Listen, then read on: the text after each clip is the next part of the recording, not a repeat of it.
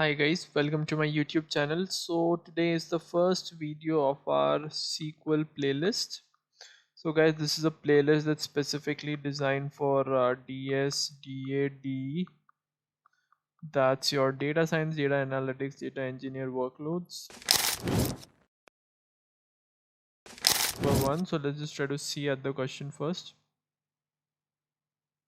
So guys, the question is write a SQL query to find top 3 salaries in each department. So let's just and it's a very common question, but yet we ask this, and this is important. So the problem statement is three top three salary in each department.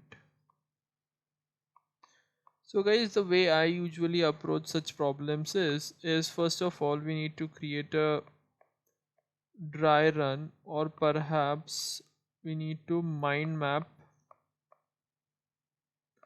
the solution, right? So let's just have a look at the table which we have first. So guys, the code to how to create table and everything will be provided, don't worry. So we'll see select all from employees. So we have this, let's just execute this. So guys, see what we have is we have IDs, name, department and salary. So guys, this is the question one of this playlist, and I think this is a good medium level problem. We'll just move to the solution. So guys, first of all, this solution in the way I'm thinking is, let's just start with the coding only. You can understand there only. So guys, let's just start with select department,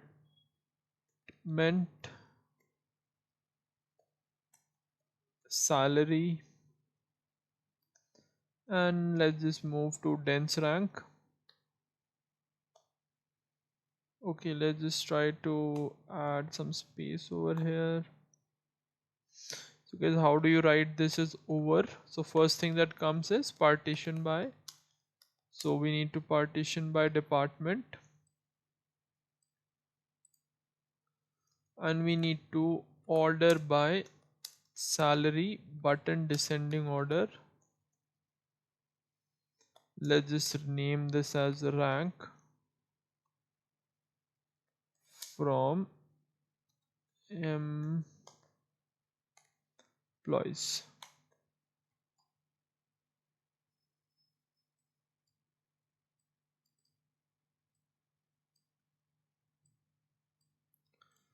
So see guys, what essentially I have done is, let's try to break this down. I'll break this down for code to you. I think you should be able to understand, but still let's just break it down. So first of all, dense rank. So this will rank it, okay? Simply this will rank it over partition by. So what happens when you partition by department is you get things in a fashion where it's broken down by finance department basically.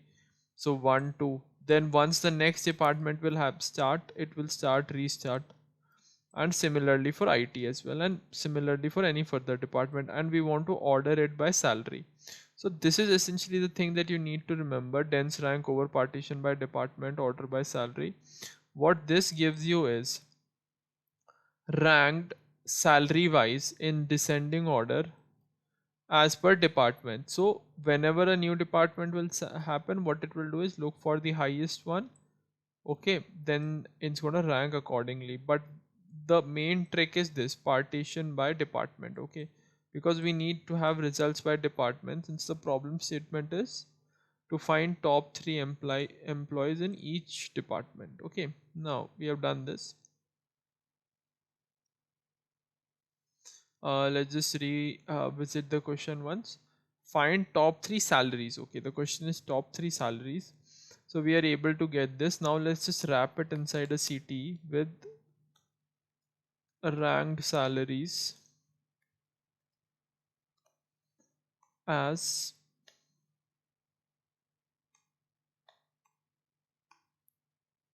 now I can query the way I want. So it's simple. Select all from ranked salaries where rank is less than equal to 3 and order by I think even if we don't need to order by, it's fine. We can just stick to here. Let's just remove this and let's just try to run this. So we have an issue. So it's saying incomplete syntax with ranked as dense rank. So this worked fine. I'm wrapping it inside a CT.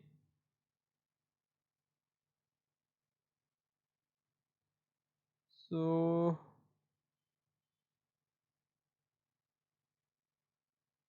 let's just try to see this. Control C, Control V.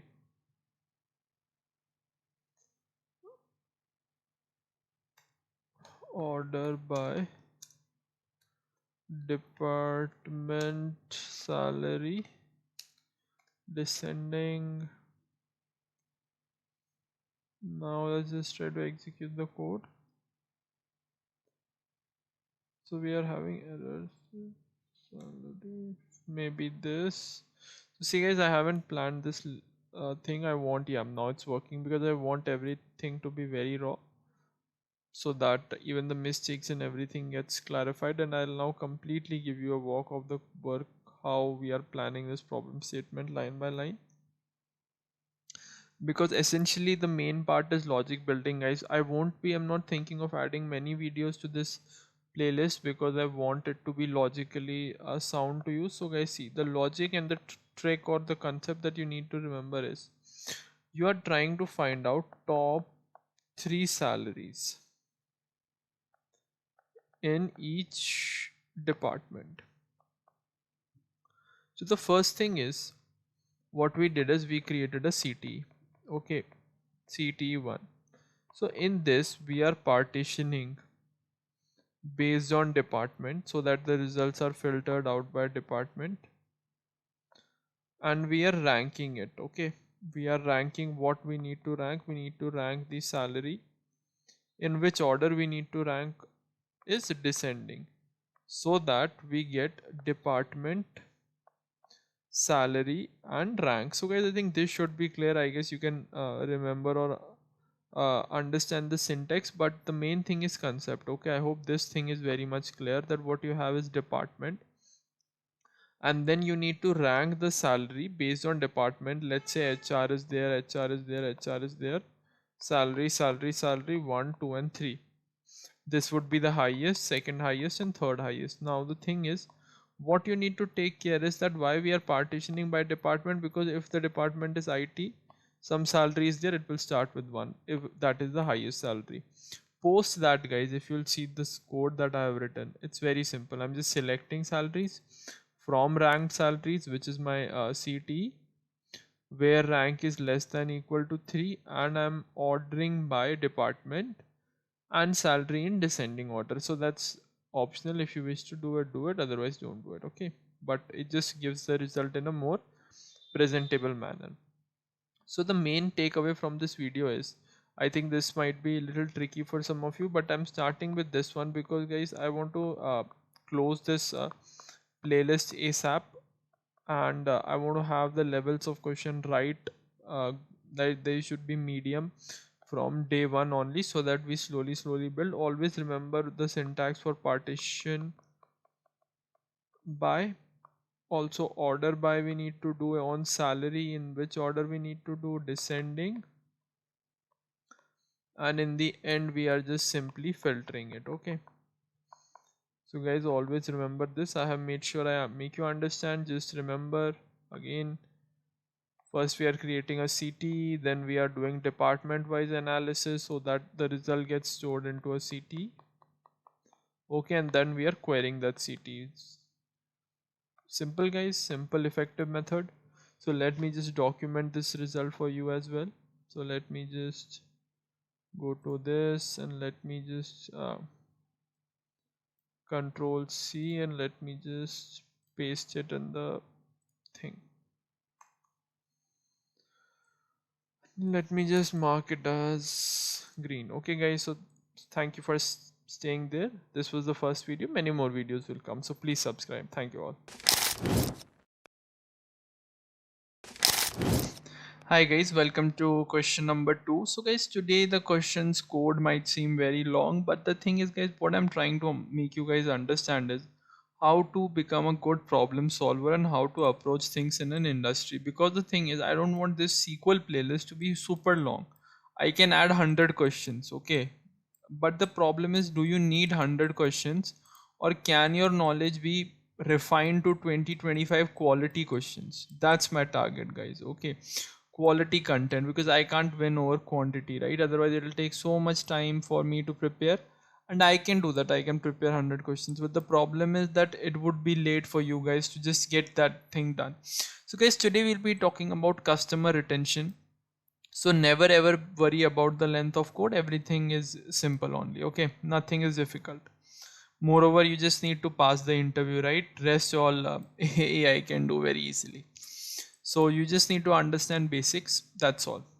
So now guys, let's just try to see what is the problem statement. In simple terms, I have two tables, okay? One is select star from customers, and another one is select star from orders, okay? Let's just try to see both of the tables. So let's just execute it. So customers table is simple: customer ID, name, and what is the joining date of the customer, and order. So this is the order ID, this is the customer ID, this is the order date, and this is the order amount, okay? So to me it looks fine, right? This is basic stuff. So now you need to understand, you need to calculate customer retention and calculate the average order amount for retained customers. Now a customer is considered retained if they have made at least one purchase in the month following their joining month, okay? For retained customers, calculate average order values of all orders placed after their join month, okay? That is okay. Now the thing is this is the main, at least one purchase in the month following their joining month. So what I'm doing is I'm taking the customers table first, and then I'm creating a CT. So this is the name, this is the joining month, and this is the joining year, okay? This is simple guys. I'm just using month and year function to extract. I think you can understand this much code. Then what I'm doing is I'm creating one more CT. This is guys just for your understanding, so that the code gets understand. I'll show you how to optimize it in the end. Okay, this is having some issues. So the issue is probably I'm referring to that CT. So how do I explain? Let me cancel this. Select star from the next CT, right? Step by step I'll be explaining you the solution, so that nothing remains and you're able to crack any interview. Simple guys. I'm just extracting the month and year from the join date. Very simple, nothing great. Now the next thing that I'm doing is I'm trying to get one more column added, that is month next join month. What is this? Month next join month. So guys, see, this is 1, so this becomes 2. Why? Because the definition says at least one purchase in the month following their join month. So I'm using the concept. So 1 2 2 3 2 3 3 4. But let's say sometimes join month is 12. So what you would do? You would do join month plus 1, but that would be 13. So if it is 12, then go for 1, and the year would become plus 1, right? I hope guys you're understanding this. I'll explain you. See, what is this piece of code doing? Let's understand. Let's break it down. So if the month is 12, I want 1, because after December January comes, right? There is no 13th month. Else keep it that way only. And same way for the year. If it's 12 2022, what would be the next and subsequent month? It would be 1 2023. You are able to understand it guys. That is also done. What is I am doing over here? This is a simple CT that I am creating. This is specifically for orders, okay? Nothing too great over here. Okay, let's just comment this line of code. Why is this line not getting commented? Not sure. For the time being, manually, let's do it. And guys, what I'm doing over here, this is simple orders table, order ID, order amount. I'm extracting the month and the year like we did previously. Now guys, this is the main thing. The main thing is, now I have an order table. Okay, now I have an order table, that is this. I have an customers table, which is this. So what I'm doing is I'm joining both of them on customer ID and month and year. This is month, next year, join month. So a customer's next joining month is being joined to the order month, so that to check that whether that customer has made purchase in the next order month and in the year as well. Because see guys, you understand, right? Month and year is the aggregation layer, so I need to add both of them in join. Otherwise, see, if I'll just do one month, so one will month one and one will match, but let's say this one is of 2022, the customer joined us on 2022 and he made a purchase on 2023, but what I need to consider is 1 2022, that means the next month, subsequent month, so that is Feb, because here only I'm adding one, right? I have already added one, so that is the case. Okay, so I'm simply just doing that.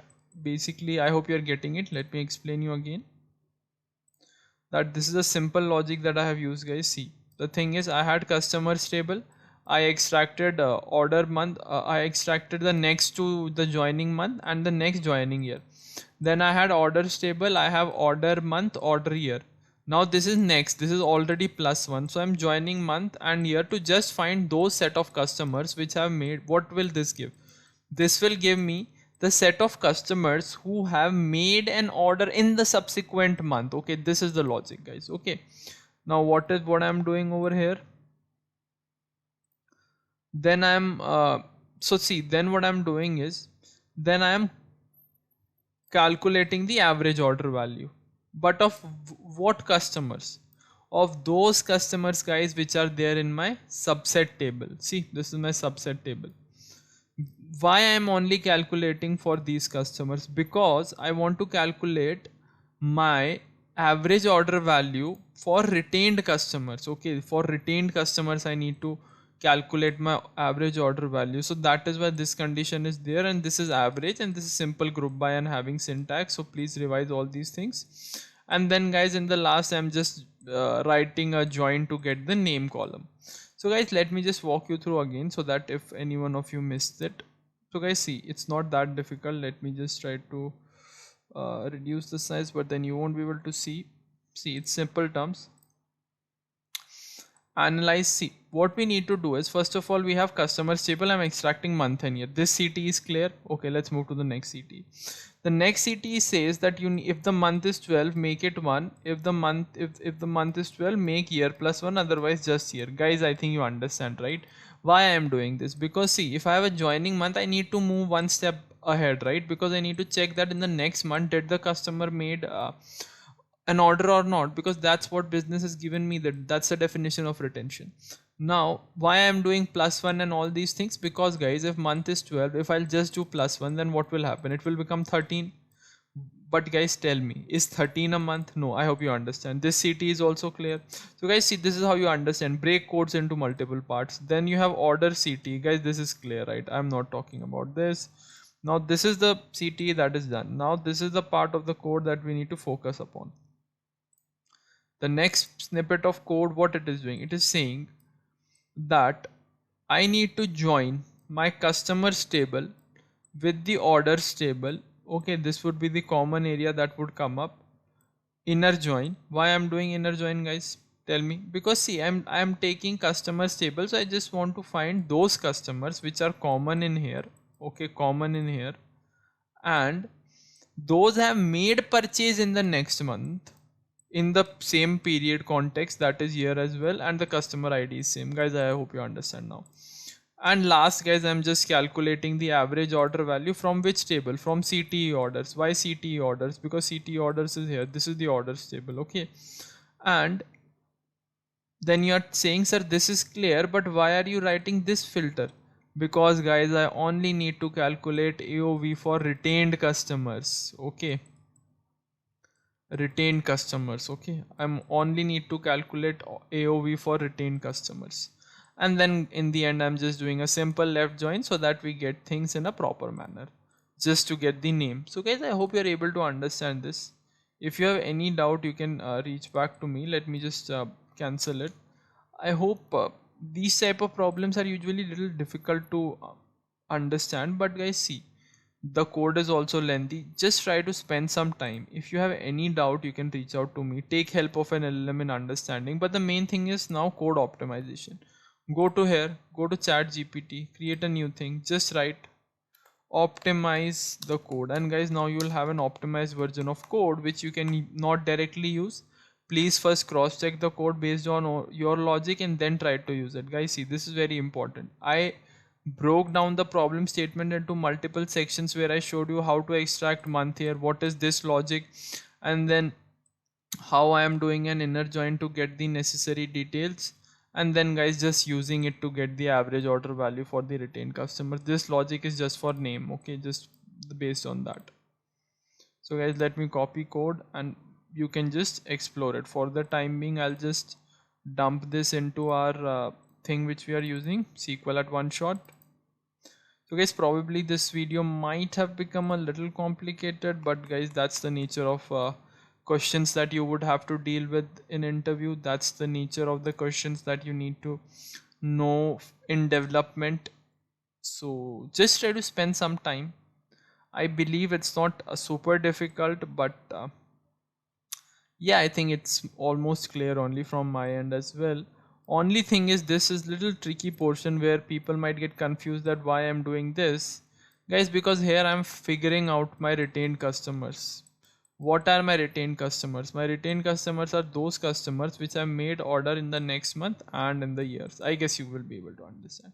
If you have any doubt, guys, subscribe the channel, DM me on LinkedIn and Instagram. I'll be personally able to solve all your queries. Thank you, friends. Hi guys, welcome to question number 3. So last question was slightly difficult, and the code was also pre-written since it was a long question, but I realized that it's okay to make long videos, but I should write the code in front of you only so that you guys can understand more things and learn how to think also. So essentially guys, let's have a look at today's problem. So let's just try to look at customers. So we have a table for customers, okay. So it's a travel company, so we have a table for customers in which I have an ID, I have a name column, I have an age column, I have an email column. And also guys, I don't think this series would have a lot of videos, so whatever lectures are there, just follow them very nicely so that we can complete this series quickly, because there is a lot of important stuff and we just can't be stuck on SQL only. But basics are very important, and these type of problems are the ones those are asked in interviews, and based on them only later on also you apply things in industry as well. Okay guys, so we have customers table, simple table, and we have bookings table.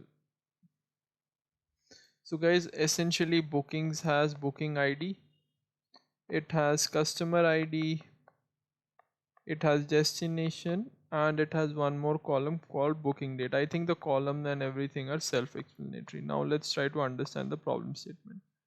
The problem statement is, write a SQL query. Write a SQL query to find most popular destination for each age group. For each age group. Okay. Along with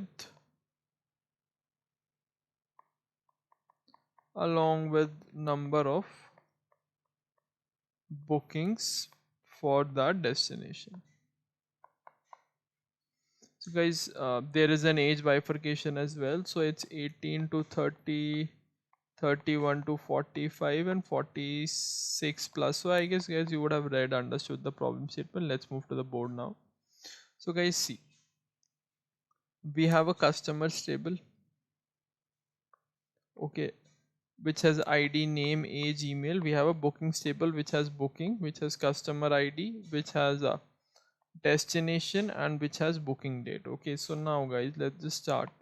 So the problem is that we need to find the most popular destination for each age group. So this is the problem statement, most popular destination for each age group.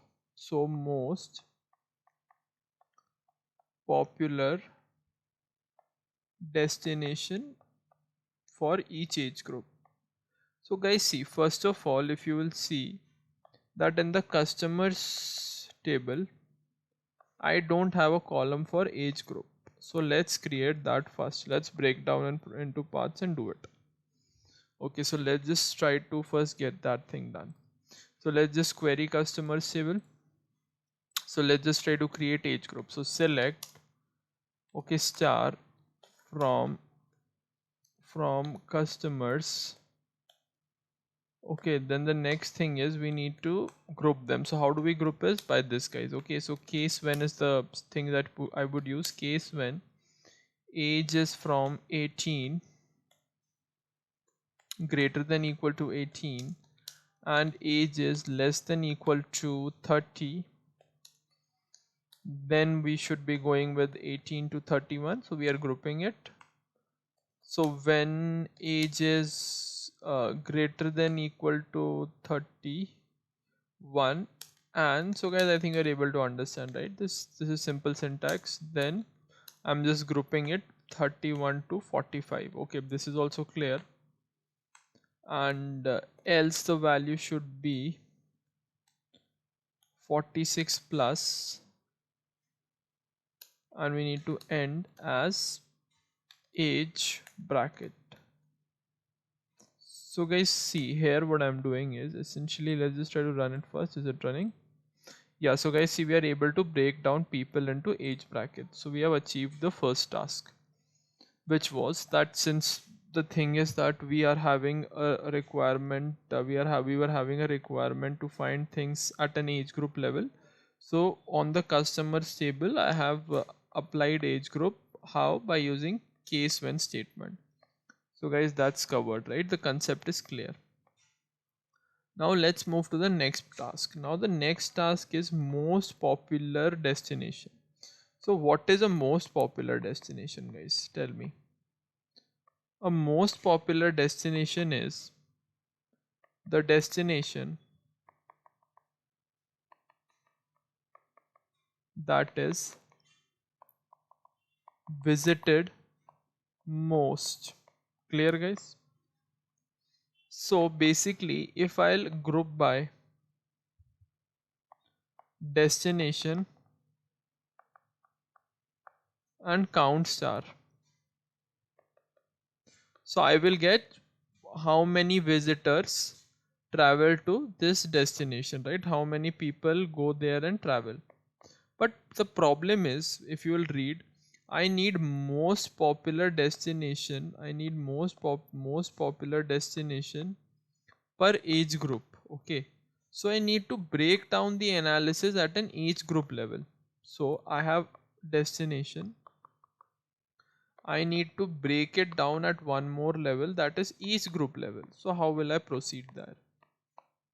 Tell me, guys. Think about this statement. Is simple.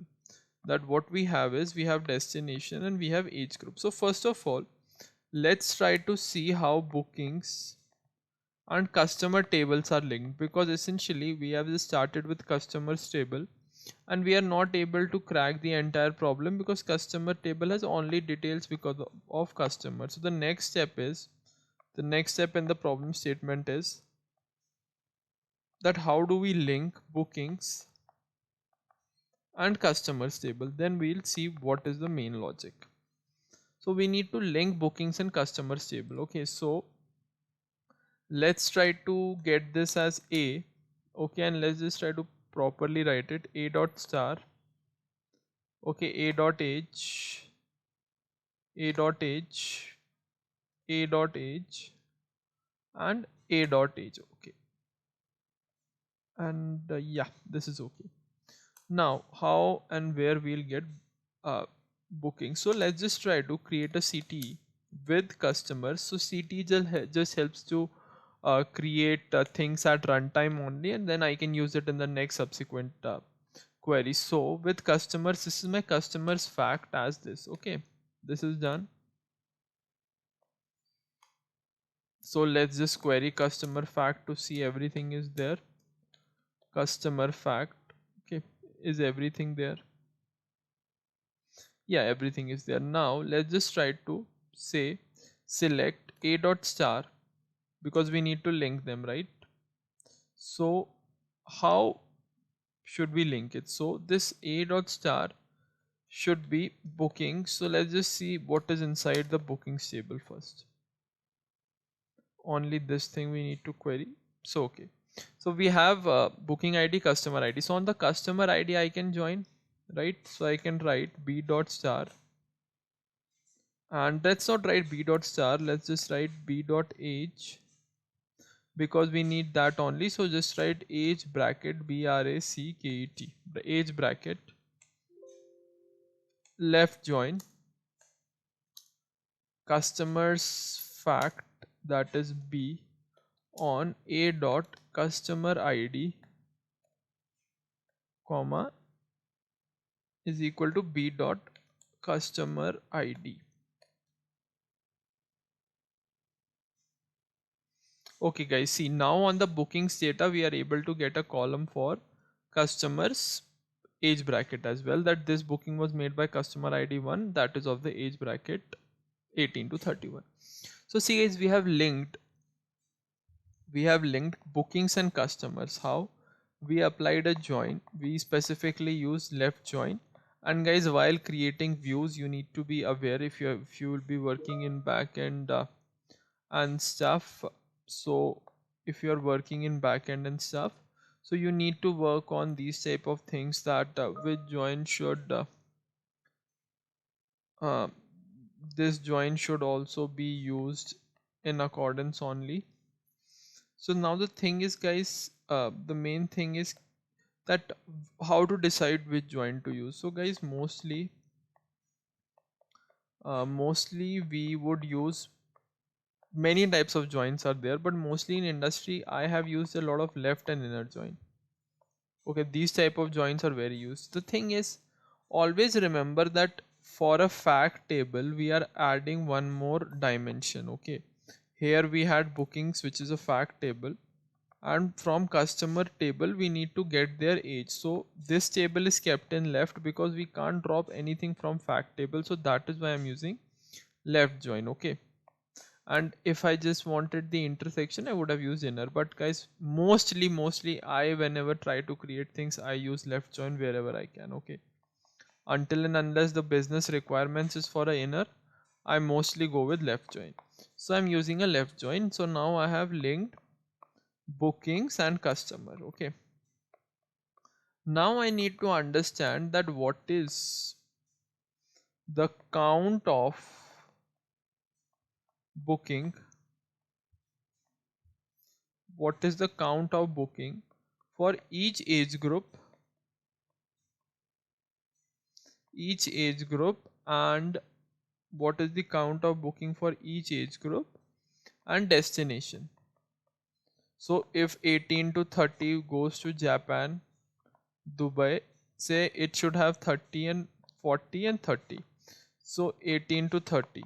So this is the next step that we need to break down our data into. What is this 40 and 30? Number of people that have gone in these locations. So let's just do that as well.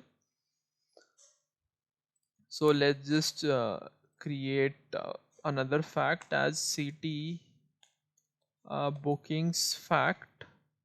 So guys, see how I'm breaking down the problem statement and coding everything so that you guys can understand each and every part of it, because essentially if you can understand these type of problems guys, this is what usually you will do. Rest all you can Google, trust me. If you're able to understand even this question and practice 4 5s on the similar lines, I can bet any coding interview specific to SQL can be cracked.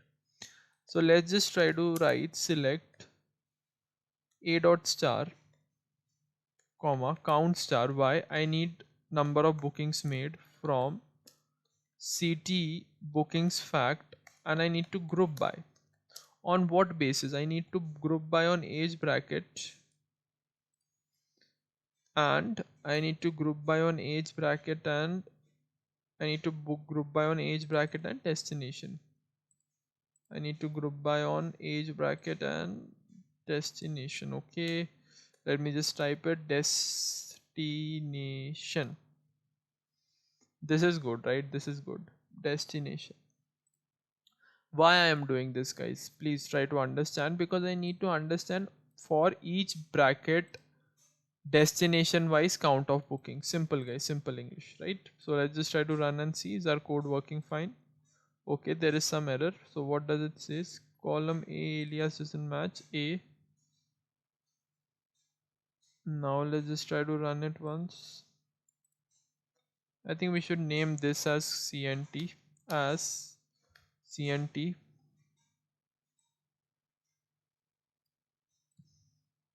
Okay, one more problem is there. Okay, so let's just, what we need age group, age bracket, and what we need, a dot destination. Now let's just try to see what is happening. Will the code work now? Okay, so see guys, now what we have is, for each age bracket I have destination and the count, that means the number of bookings made. Let me write as count bookings.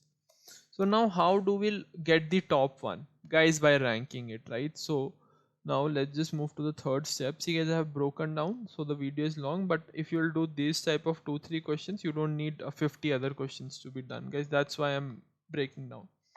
So now we have age, destination, and we even have the count. So what's next that we need? Now we have these three things. Now only one thing is required. Okay guys, only one thing. We need to rank it.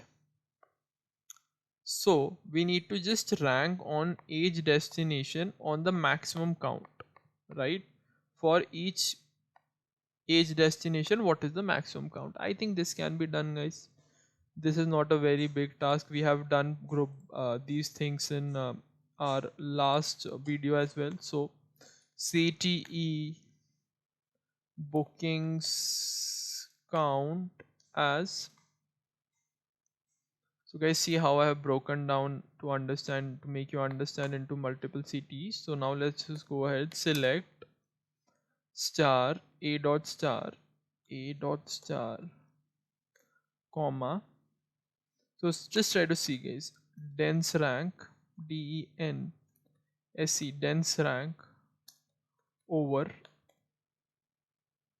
partition partition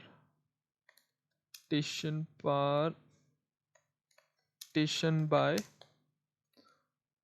So on what column you need to partition? By age bracket, right? Because I need the top count there, bracket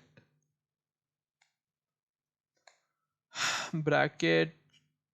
And what we need to order by, we need to order by CNT bookings in descending order, descending order descending order as RNK from CT bookings CNT. So guys, I think this should be it. Let's just try to run it. Hopefully we'll not face any errors. Okay, we have an error. The prefix A does not match. Fair enough. Now let's just try to run it again. Okay guys, so now we are able to rank it as well. Now let's just go to the board again. So now we have ranked it as well. So now based for every, here we have a column for rank as well, which will rank each destination based on what? Based on count, and all we need is the most visited destination. So what I'll do guys, for most visited destination, I'll query the final CTE with where rank is equal to 1. Simple guys. I hope you are able to break this down. See, this question we broke into 4 parts. The first one was how to group things. So we learned how to use case when. Then for most popular destination, we leveraged group by. Then guys, we learned join as well. Then we have learned ranking function as well, and now we have to just query it based on our rank 1. So guys, this was it, and this type of questions are being done in industry as well. This is what you do in everywhere guys. This type of work is done. Okay, in this one question only I have covered 5 concepts. All we need to do is select star from CTE final where R and K is equal to 1. So now guys, your task, what is your task? Your task is to optimize the code, and I've shown you how to approach optimization. See guys, you are able to get it. Okay, if you want just single thing only, maybe you can just apply rank as well, but that's not a big thing. We'll discuss that in some other lecture, but mostly the problem is solved. So guys, this type, and now you have to optimize it. You can do it. So in this question guys, if you will do this question, you will spend some good amount of time with me. So please subscribe also to my YouTube channel. All you need is, you would have learned join, you would have learned how to apply case when, you have seen how to go by ranking functions, we have used CTE as well. So guys, if you are able to understand these concepts and you are able to apply it while making a query, so you are good to go guys, nothing else. So that is why I'm keeping these videos long, so that you understand stuff fully, and we are able to close this playlist in the most shortest possible amount of videos. Thank you guys.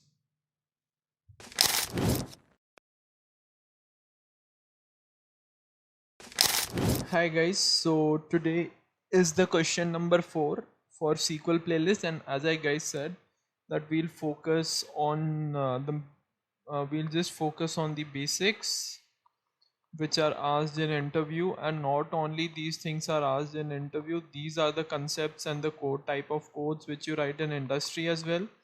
I'll try to close this series ASAP, so that in about 10 to 12 videos everything gets covered guys. You don't need to do 100 questions. Please try to upskill yourself. Don't just spend time doing SQL. SQL is an elementary and basic skill, but we need to scale up fast guys, because the thing is coding is very soon going to be automated. So guys, please brush up your basics, do 10-20 questions and start upscaling. Okay, but that base of 10-20 questions is very important, and don't worry, everything will be uploaded in this channel only in front of you. So today guys, we have a problem statement that's from a finance domain. So we have two tables, one is investment and one is product. Let's just try to have a look at both tables. So guys, this is our investment table and this is our product table.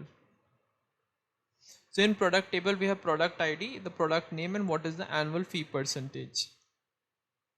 And then we have the investment table, where we have investment ID, customer ID, product ID, investment date, amount, and in which region uh, the product was brought. I think guys, this is simple type of table, you can understand. Now the question is, we need to write a SQL query to analyze investment trends. The query should return year, month of investment, region, product name, average investment value, total revenue, and flag if the product is underperforming less than 2 investments in a month per region. Okay. So guys, as I have told you, whenever you find a problem statement, just try to not get panicked by it. Just try to spend some time in figuring out.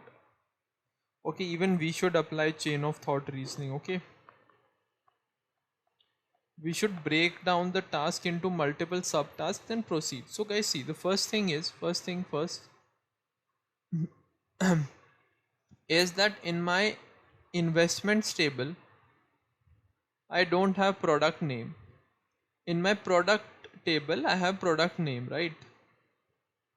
So what would be the first step?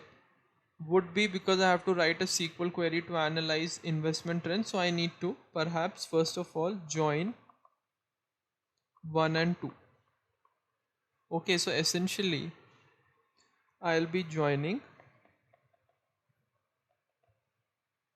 I'll be joining I'll be joining investment and product table. So guys, tell me what table, as in investment is your fact table and product is your dim table. Okay, so whenever we wish to add an attribute in the fact table via dim table, we apply left join. Okay, in most cases we'll apply left join, so that the dimensionality of the table doesn't change. Okay, if you can't understand all these things, these are from data engineering background, but don't worry. You need to know these things, guys. These are very basic things, since the idea is you should understand what a fact table is and what is a dim table is. So guys, dim table is like a dim table only that carries dimensions, right? You can say product table, any lookup table, but fact is the main table, okay, the sales table and other things, okay, where you have transactional data, okay. So usually dim table has attributes which you look up and get those things in fact table. So we need to join investment table and product table. Join product. So guys, as I said that it is a simple join, we'll perform a left join, there's nothing too complicated about it. So let me start coding as well in front of you. So guys, let's just start coding. So select a dot star comma b dot product name comma b dot, so which is the other column, let's just see once. It is annual fee percentage, so we need this as well, annual fee percentage. So I'm just adding attributes to my fact table from investments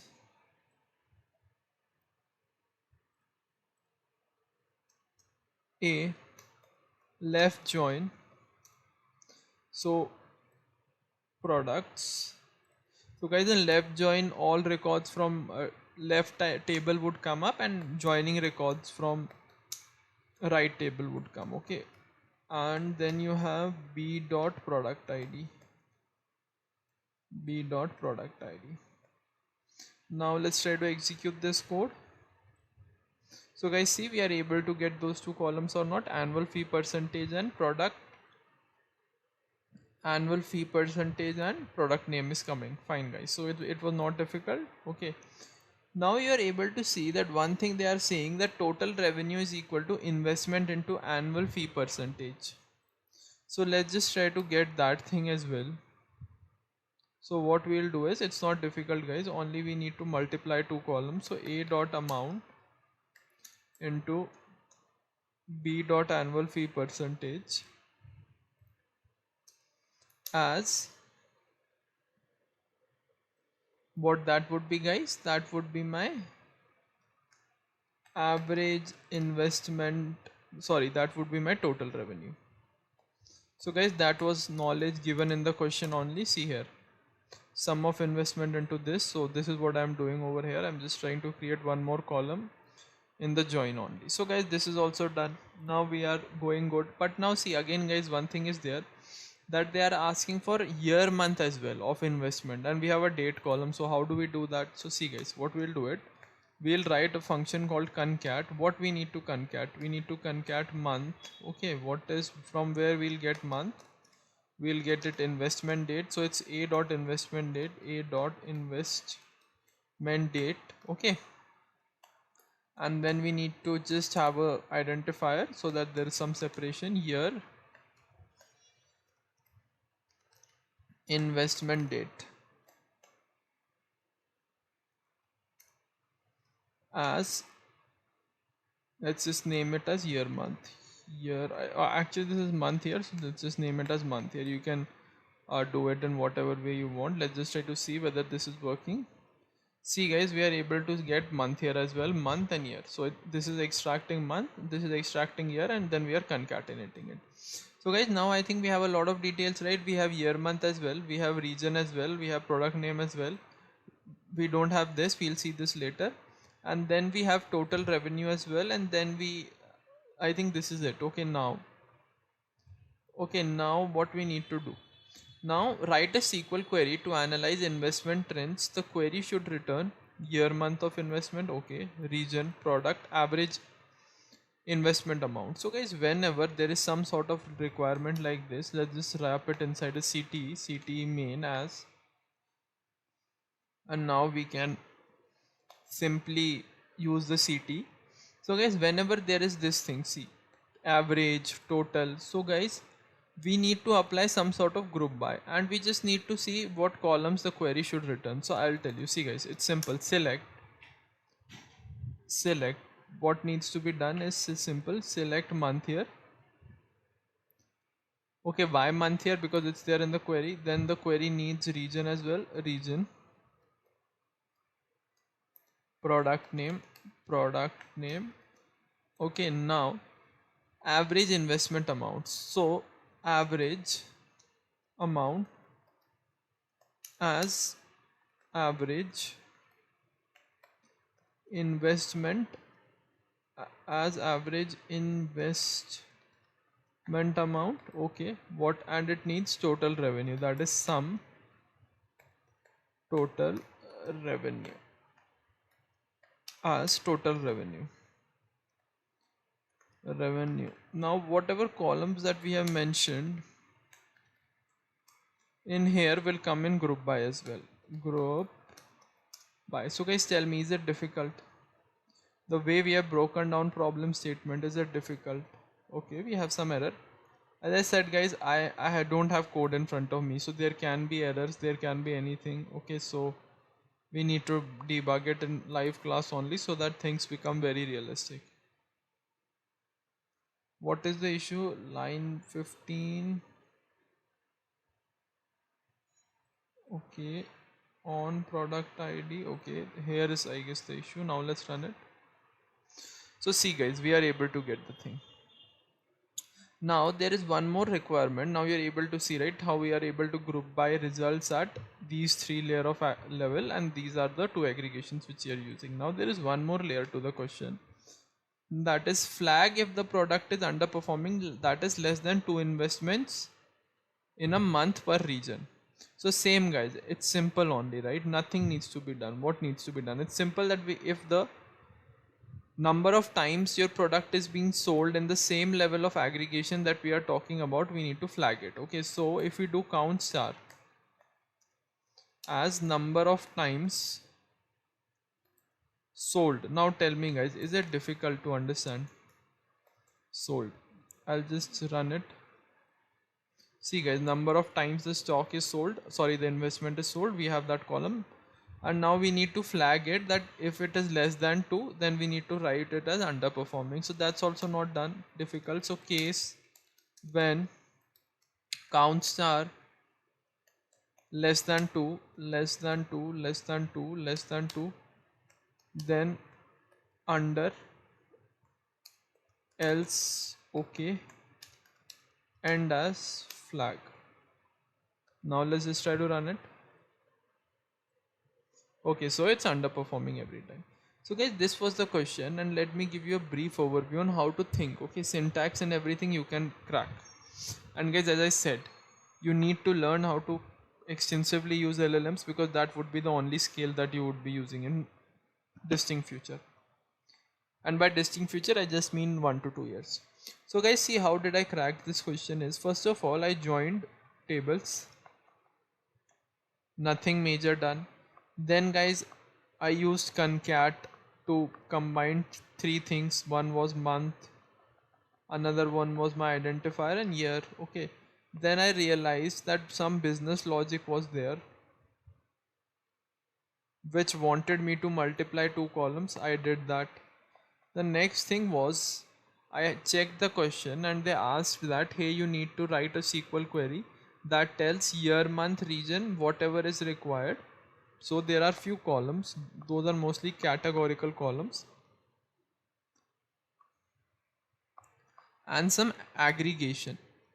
What is aggregation guys? Tell me. Sum, average and count. So that is why I realized that this is a perfect use case for group by. And then there was one more condition which was essentially to flag those things. So for flagging purpose I use case when. Okay, so case when is simple, just condition, then what, else, and end as. So guys, these are simple things, just try to remember all these things. As I said that this is what you would be doing in the industry as well, and once your basic concepts are clear, I'll try to make sure they are clear in this number of videos. This is the 4th lecture, and we'll try to wrap this playlist ASAP. So guys, please subscribe, since a lot of content is coming, I want you to have the best quality content and make the best use of it. Thank you, friends.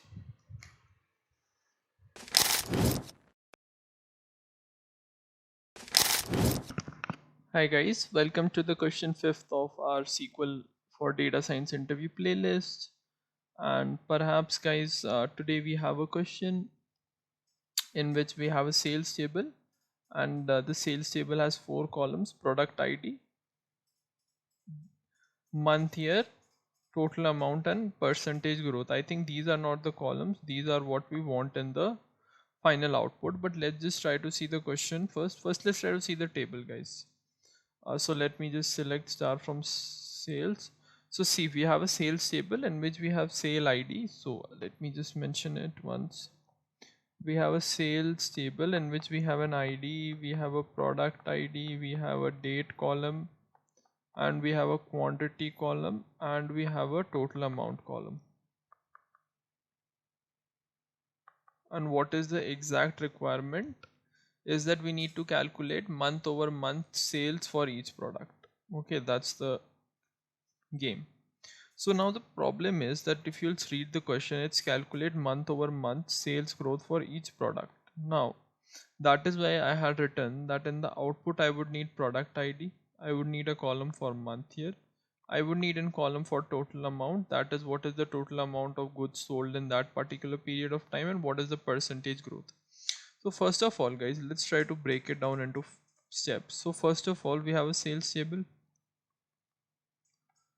So first of all, let's try to get month, year from date. Okay, there are multiple ways to do it, but I'm going to just follow a simple method so that we can quickly get this stuff done. So let's just try to go step by step. As I've always said that guys, whenever you're presented with a problem statement, never jump to the solution, break the problem into parts, and in parts we should approach. So the first part that we are solving is we need month, year column from the sales table.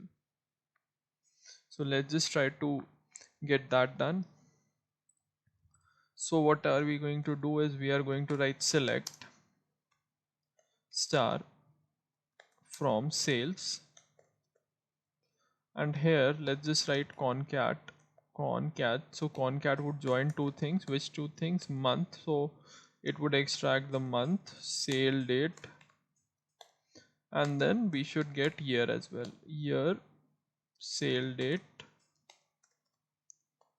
as month, year identifier. If you will run this, so what is the month over here? It's 1. And what is the year over here? 2023. So it will be 1 2023. So guys, we have some error. Let's just try to run it now. Okay, so okay, I haven't closed this. Fine. Okay, so we haven't created a month here identifier. Okay, the first step is done. That now we have an identifier.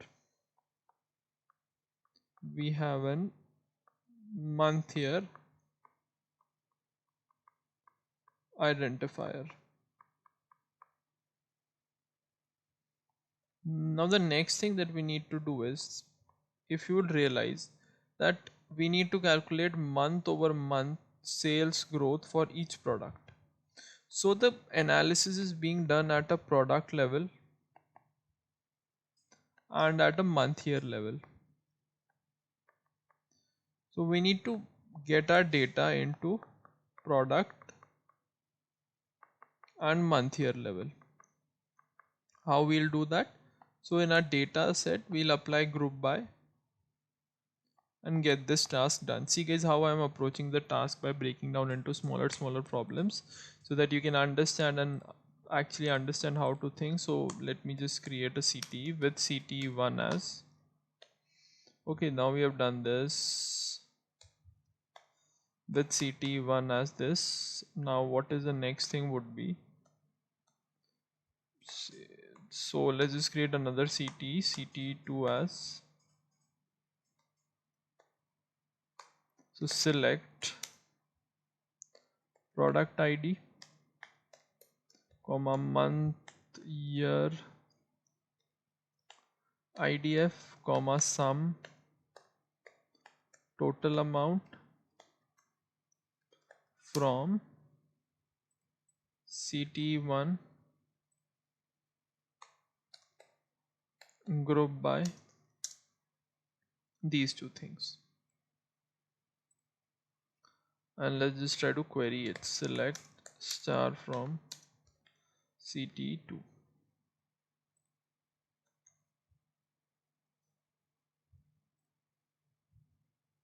Okay, no column name was as satisfied. So let's just write here as total amount. Okay, this is also done. So what we did is that we applied group by, and now we have our data at a product level. We have, and we have month here, and what is the total amount for that month here.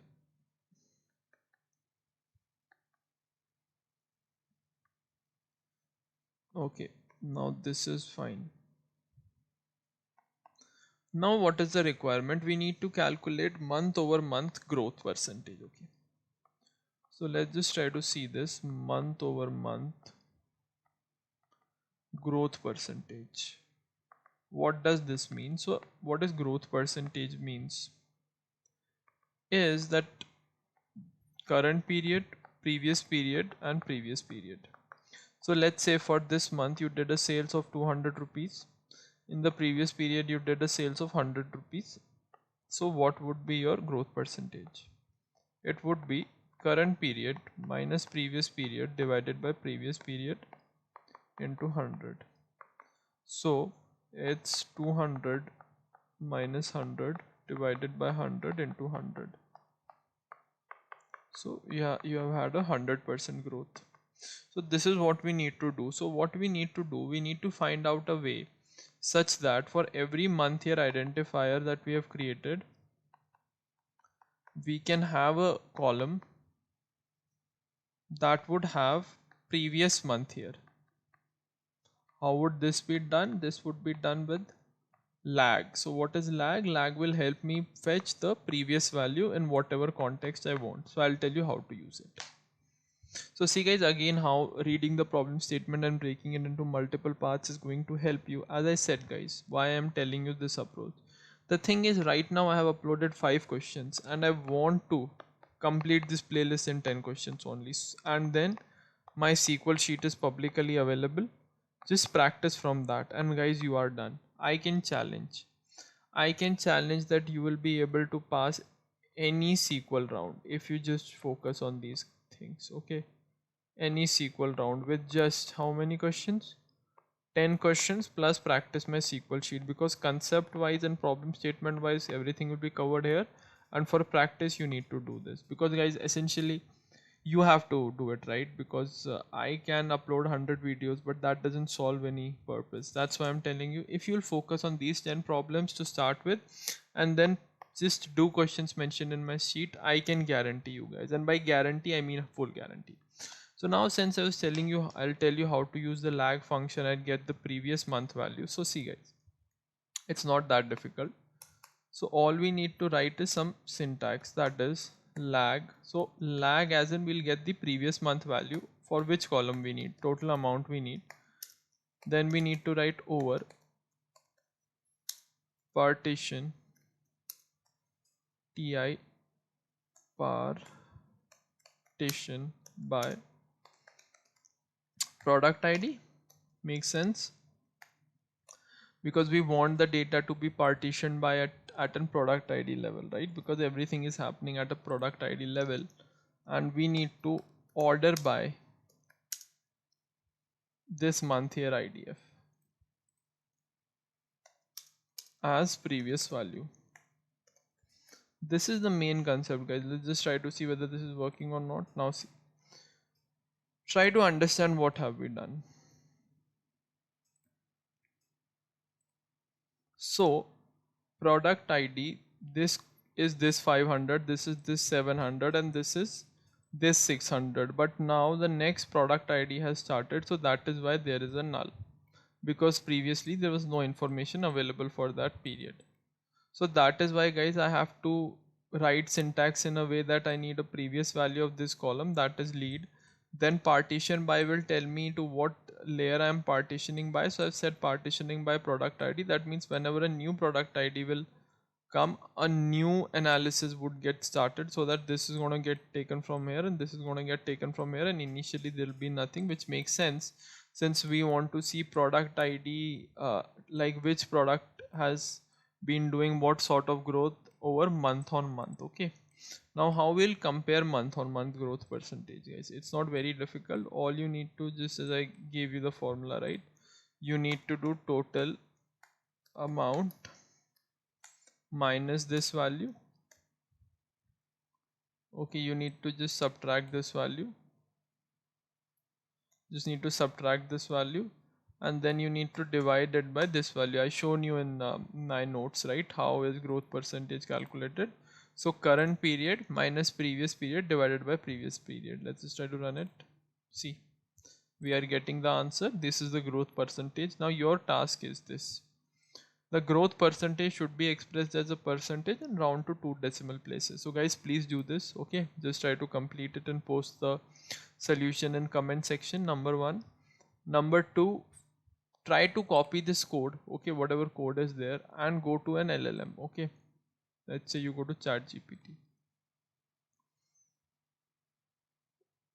optimize this code. Okay, once this code will get optimized, try to understand that and then try to break down things in a more better manner, right? This is the main thing, guys. This playlist, get your concept sorted and then try to evaluate and get the most optimized code from an LLM, and just try to read it once and then try to get this thing directly. Okay, so it's just the fact that you need to be more aware about these things as a developer. So this was the question number 5, guys. As I said, please follow and subscribe to my YouTube channel. There is a lot of content that's coming on a regular basis, and a lot of content will keep on coming. Just be consistent with the things. Okay, this is the SQL playlist. I'm preparing a parallelly an NLP playlist as well. A Python playlist is going on. Flask playlist is complete. Data science industry ready project is complete. Data analyst 2 projects end to end are uploaded. And guys, AI engineering full beginner playlist is also uploaded. So guys, just follow along and just try to reach out to me if you have any doubts, and please subscribe to my YouTube channel. Thank you guys.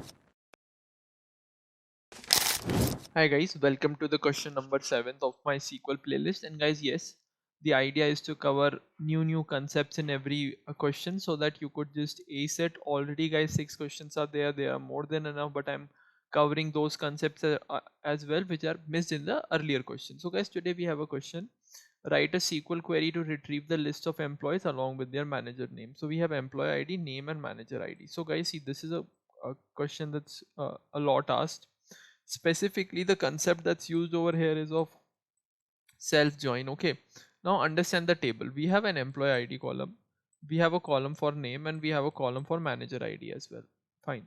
Now the thing is that this is the employee ID, that is the name of the employee, and this is the manager's ID. So if I'll join manager ID with employee ID, right, and then I'll try to fetch the name, I'll get the name of manager. Tell me guys, see, if this is 1, what is the name of the manager? The name of the manager is Ellis. What is 1? Ellis.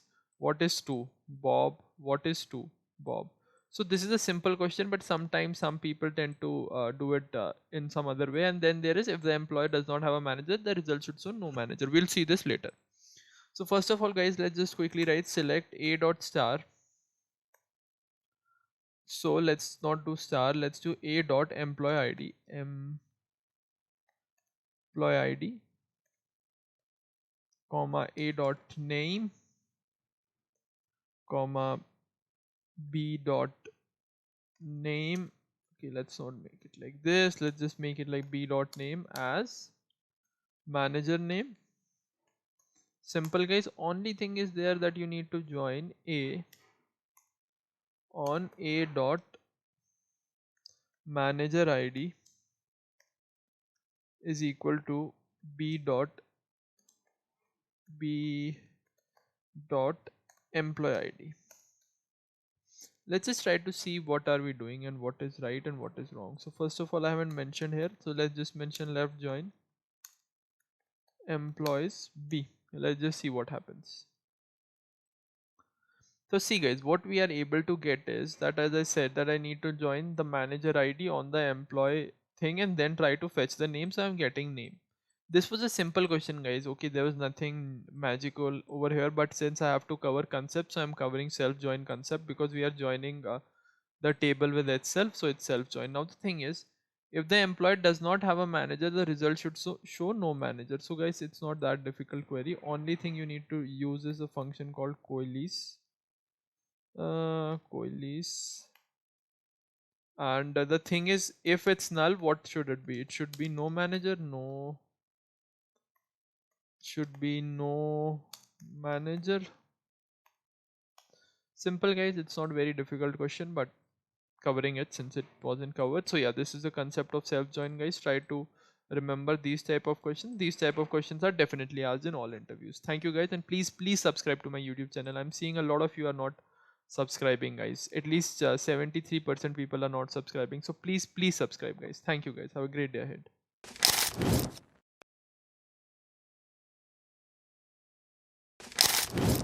Hi guys, welcome to the SQL coding playlist for any data interview guys.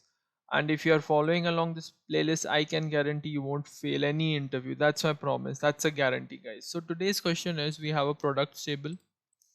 Okay, we have a products table and we have a table which consists of discounts. Okay, so if you look at the product table, you have three products: laptop, phone, tablet, and then you have a discount table in which you have three discount IDs and discount rate. Now see guys, read the question. A retail company is analyzing different discount strategies for its products. They have a list of products with their prices. Okay, we had a look at this table. Makes sense. And a list of potential discount rates. Okay, this is the discount rate. You are required to generate all possible combination of products and discounted rates. For each combination, calculate the discounted price. So guys, this question actually I have included because this involves something known as cross join. Okay, so sometimes people ask cross join as well, specifically for any data interview. So it's not difficult at all. What does cross join do is, see guys, cross join is like a Cartesian product. So let's say you have 4 rows in one table, 3 rows in another table, so it's gonna match each row to 3.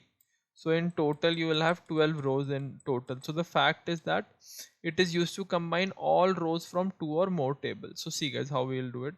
It's very simple. First of all, let's just see what is there inside our product table. So we have select product ID, comma product name, comma price, comma, let's just query this from products.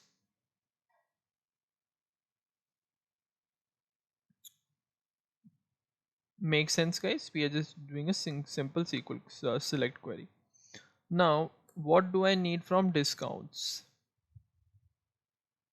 I need discount rate. Discount, let me write it in this way only. Discount rate. From where I'll get cross join discounts. Now guys, every row should get joined with every row of both the tables. See, for laptop we had 1 row, now we have 3 rows because there are 3 specific types of discount rate available. Okay, this is how cross join works. It's like a Cartesian product, right? You got it, that every row gets joined to every other row in the other table. Now the thing is, they want you to calculate the discounted price. So guys, I think that's not very difficult. That's simple only. In price minus, so you have the price, you just multiply it with the discount rate and then you divide by 100 as discounted price. So let me see if this works.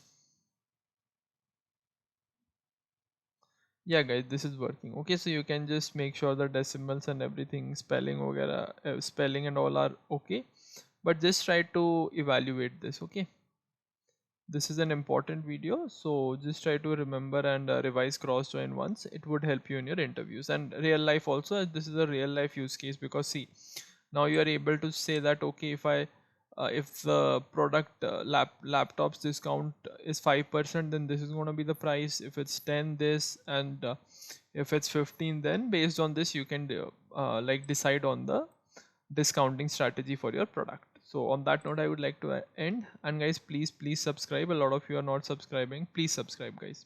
Thank you and have a great day ahead.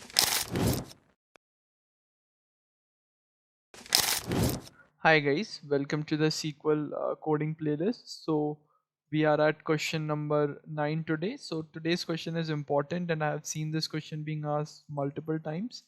So guys, we have an employees table in which we have employee ID 1. What is the name of that employee, in which department he works, and what is the salary. So you are able to see that there are three duplications over here, right? So the problem statement is simple, that you need to remove duplicates.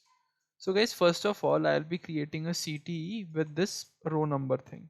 So what is this row number doing? It's gonna assign row number to the stuff, but it will assign the same row number. See, it is assigning row number 2 and 3. Why it has assigned row number 2 and 3? Because guys, I am doing partition name, department and salary in order by ID. So what exactly is happening is, see, what exactly is happening is that this, I'll explain you, don't worry. So see guys, this is 1 because John IT and 70,000 is name, department and salary. This is 2. Why did it get 2? Because guys, this is same. Why did it get 3? Because this is same. Any duplicates entry will have an increment. Any unique entry, if you will do a partition on these three columns, any unique thing will always have a row ID of 1. So what we are doing, we are deleting from employees where ID in, and then we are selecting IDs from this CT, okay, where the row number is greater than 1. So this column is greater than 1. And if you will run this query, you will find out that this works. And now if you will see, you only have unique. So let me give you again. So let's just drop the table employees. Let's just recreate the table. Let's just insert the data again. Okay, so we have employees table. This is how it looks like. And in simple language, you need to apply row number function, and you need to keep the partition that is name, department and salary in mind, so that this and this would be assigned a row number of 1, 2 and 3, or any other duplicates will be assigned a row number 4, 5 and 6 and so on. But whatever row that is unique based on the combination of these three columns would be assigned a row number of what? 1. So then we are deleting from employees, we are deleting from the table, and then we are doing select ID from ranked employees where row number is greater than 1. So I hope guys this is not very difficult problem, but guys sometimes we tend to miss on these things because of any reasons guys. But yes, if someone will just tell you that remove duplicates, so in Python usually we do drop underscore duplicates, right? But sometimes in SQL we get confused on how to do it. So just remember this trick of row number, and then you need to delete the place where row number is greater than 1, and by the idea of granularity you can figure out by your partition. Okay, so this is not very difficult, just try to remember it. On that note, I would like to end the lecture, and guys, please subscribe to my YouTube channel.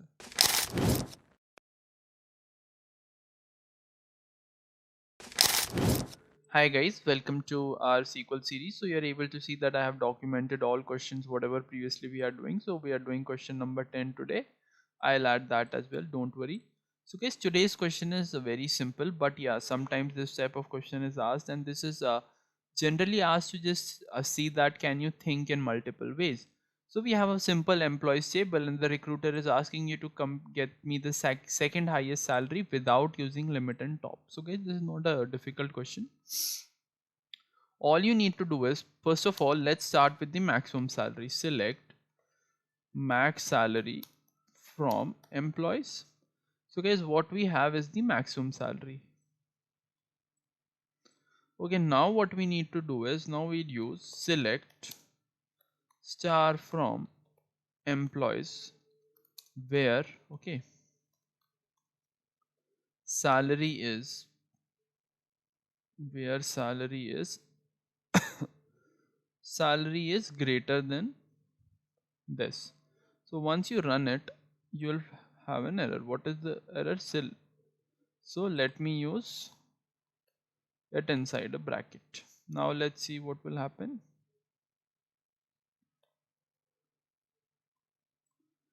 So guys, here we are getting null value. Okay, but see, now how you need to do it is, you need to select the second highest salary. So you need to select maximum here as well. So maximum salary, okay, which is, wait, let's just see, select star.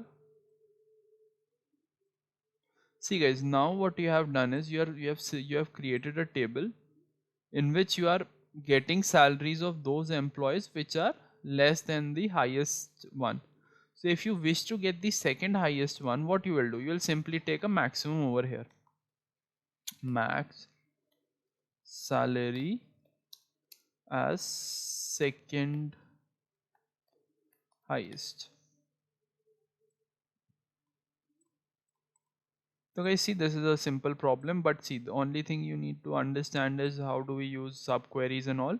So here there was one subquery which would fetch me the number 90,000, and then I'll write the query select maximum salary from employees where the salary is less than 90,000. So guys, this is how you do it, second highest salary without using limit and top. I think this is clear, but yeah, these type of questions are also asked.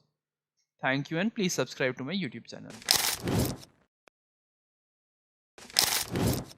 Hi guys, welcome to question number 11 of my SQL series. So guys, today we'll be covering a theoretical question, no coding. And guys, I think these questions, the above 10 questions are enough for any coding scenarios. So just practice them, and I have my SQL sheet also. You can just practice from that. That is more than enough. Now guys, the question is, what is an index in SQL DB? See guys, this is an important question. It's often asked. So see, this is how you need to answer.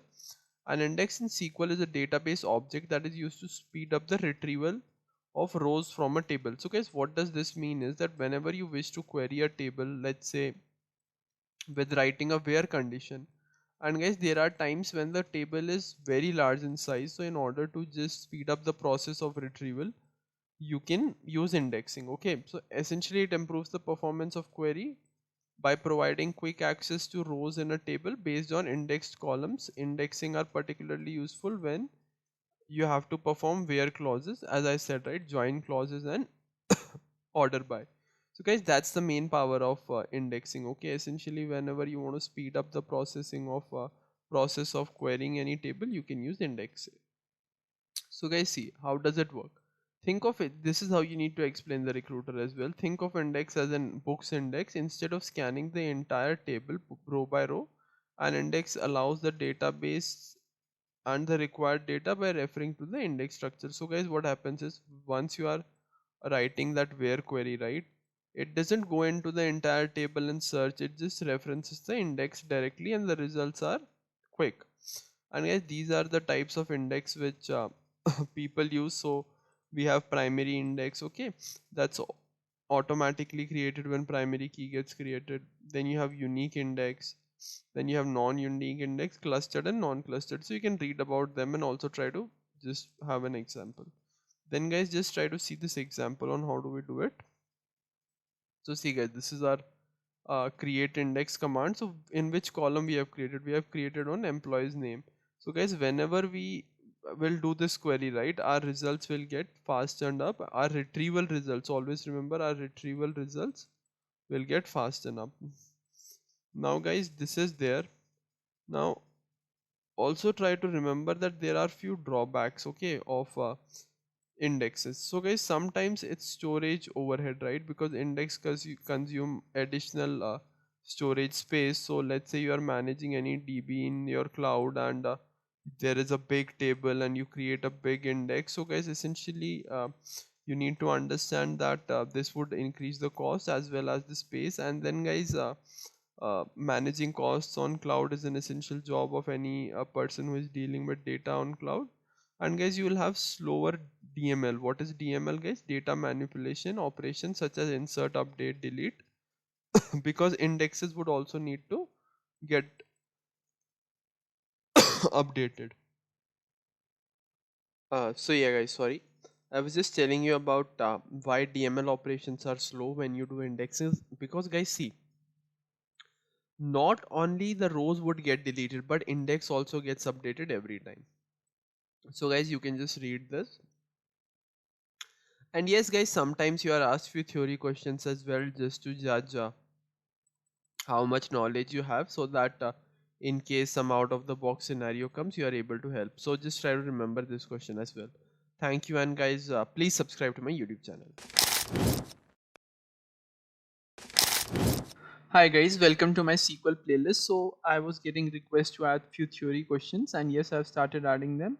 So guys, today we'll be discussing about asset properties. So guys, this is a common interview question as well. So a lot of you demanded it, so we'll discuss about it. So see guys, how do you want to explain it to the recruiter? Is more like asset properties ensures that business operations remain accurate and reliable even when multiple things are happening at once. So see guys, whenever most of you work as an analyst, right? So you don't tend to basically create databases which are uh, client facing, okay? But a lot of times, if you build, whenever you're building systems, right? Let's say you're building a website or a e-commerce website or a product website or anything, guys, you need to implement these asset properties in a very proper manner so that your system is robust and no transaction, essentially what is a transaction is, let's say any query which you are doing, like it, there is proper mechanism to handle all sort of failure conditions as well and all the edge cases as well. So let me give you few examples.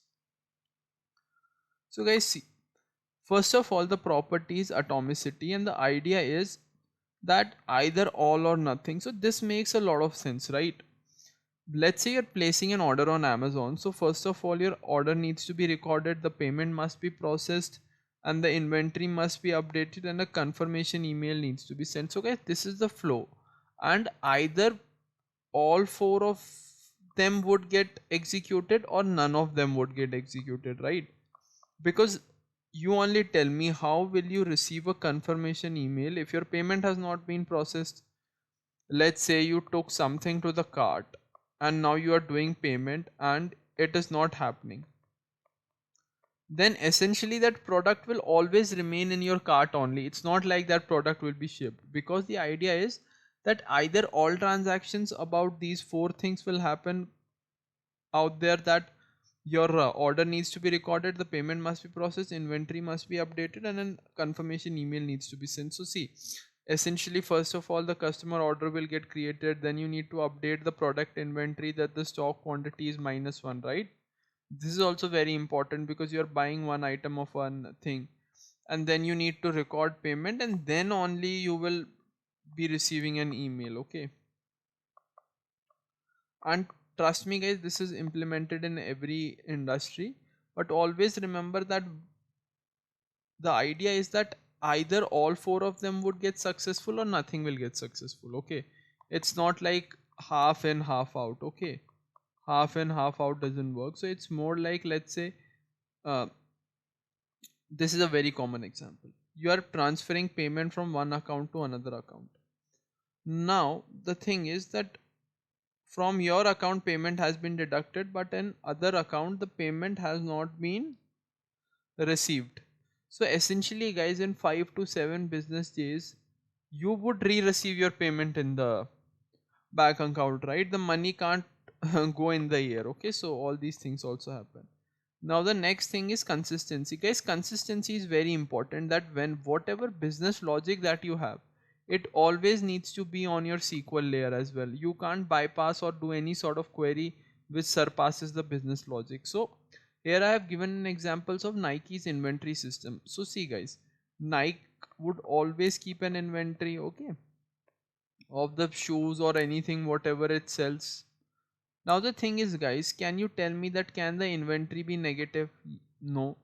And the idea is that you cannot, there are two business logics which would need to be implemented at a SQL layer. One, let's say you are, see you need to, there are two logic. One is that you can't sell stocks or number of items which are more than your the inventory, right? Let's say you only have a stock of two and the person who is placing an order is placing for three, so will the transaction be completed? Won't get completed. And the next thing is your inventory cannot be negative, right? So all these things, all these edge cases needs to be implemented very well once you are in the layer of web dev plus database management. This needs to be done in a very precise manner. Let's say you're building any UI UX, right?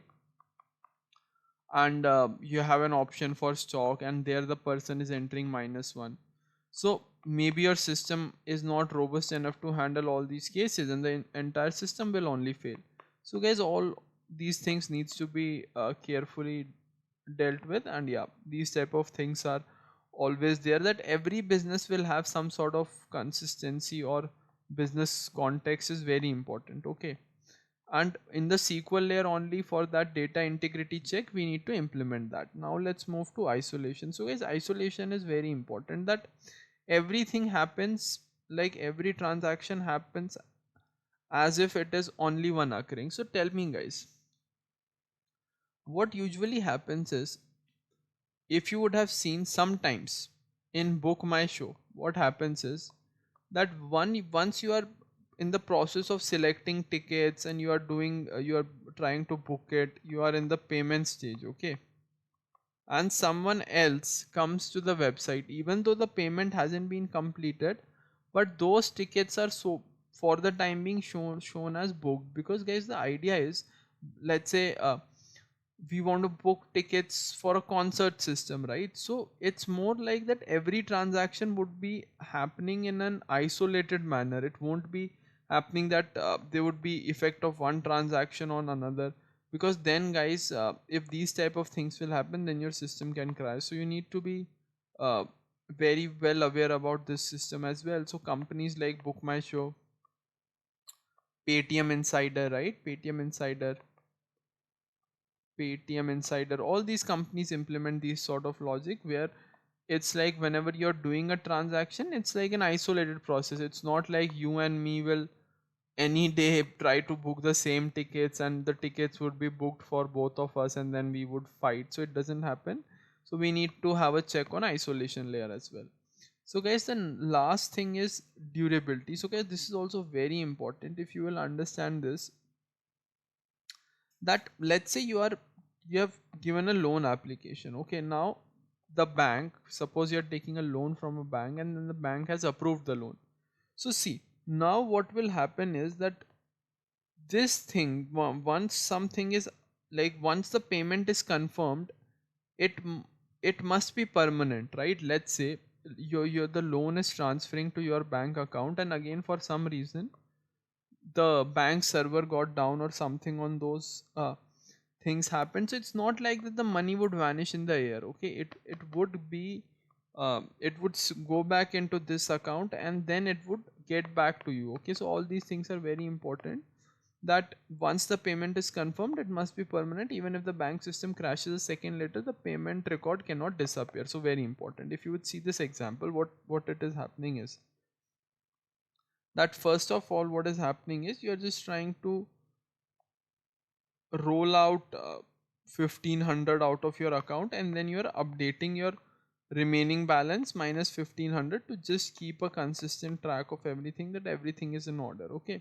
So your system needs to be durable as well. So guys, mainly you need to remember these things, okay, that atomicity is more like all or nothing, consistency is like business rules, they are never broken, isolation is everything happens in an isolated manner, then you have durability, that permanent record, okay, it cannot disappear. That let's say if I've said that I'll give you a loan and that transaction is happen, that will happen sometimes, some failure happens, but that is where you need to be a good database designer and you need to develop all these things. Mostly guys, these things are less important for specifically for a data analyst, data scientist, or a data engineer, because guys, you guys work on different systems, but essentially web dev plus database design is a space where this is very important. These kind of things, right? These type of things are very important, and slowly once you move in the industry, you will understand. Every company, guys, trust me, every company has a very different DB setup. Okay, very different DB setup. It's like miles apart from one another, but yeah, you will take some time and understand the DB setup. But yes, theoretical knowledge of few topics always helps. So on that note, guys, I would like to end, and please subscribe to my YouTube channel, and have a great day ahead. Thanks. Hi guys, welcome to question number 13 for my SQL series. The SQL series is going very strong, guys. I think uh, there won't be many more videos coming, but whatever topics are left, I'm creating videos, and yes, I'll keep on wrapping up the speed, and we'll close it ASAP.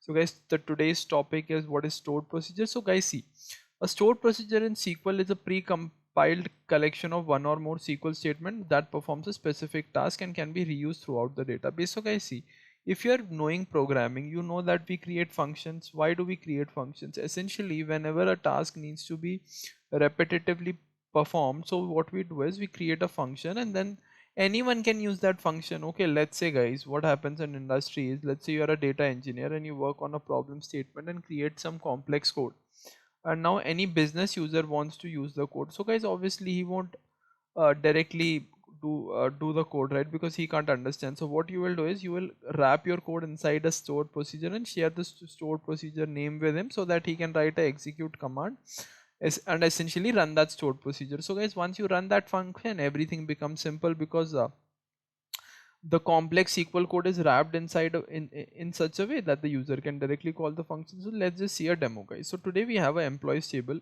and guys, all create statements and everything I'm documenting over in the SQL sheet, you will find in the description box. Okay, for every question, guys, I think create statement is there. So yeah, everything is there in the sheet, just follow along. So guys, we have a simple table, select star from employee. So we have an employees table where we have employee ID, name, department, and salary. What is the employee ID? What is the name of the employee? What is the department to which he belongs? And what is the salary which he earns? So guys, let's say you wish to create a stored procedure. Let's say you wish to create a stored procedure such that people can find department wise salary, and they can also apply a filter that what should be the minimum salary. So see how you're creating. First of all, you're writing create procedure, then you are writing the stored procedure name, then guys you are defining parameters, and then guys you are writing as begin and end. This is the part of syntax, and inside it you write your SQL code. So see what is written. Select for all four columns from employees where department is equal to department. So once you'll call this stored procedure, that department would get passed over here, and that salary also would get passed over here, that what is the minimum salary. So you created the stored procedures. I won't be executing it because it's already created in my SQL server. So yeah, that's the case. So now let's say, guys, the business team will work on the stored procedure like this. They will write execute the name of stored procedure, then this department is parameter, and minimum salary this is how you pass it, and guys you run it. Let me run this code, and let me just see what is the output. So if you will click this and run it, you will find this thing. So what exactly happened, that you got the result when it comes to department, where department is equal to finance and the minimum salary is 70,000. So guys, see, you can play around with this syntax and try to create many complicated stored procedure, because guys, in businesses what happens is you have 10 tables, and from 10 tables you need to create a single view, and from basically to create that you might have a stored procedure that would run daily. So all those things comes into data engineering, but that is also there. So guys, this is right, this syntax is okay. Obviously first time if you are seeing it, you might feel little overwhelmed, but that's not the issue, because guys, nowadays we have AI tools and everything. So I don't think syntax is the issue. So we just need to take care of create procedure thing, and we are defining the parameters, what data type is that, and then as and begin, and then the end. This is the syntax, and here you write the main middle ground of the system, and it works. So guys, that's pretty much it, and on that note I would like to end. And guys, please subscribe to my YouTube channel. Once you subscribe, I really feel motivated and create more great content. Thank you guys, and have a great day ahead. Bye.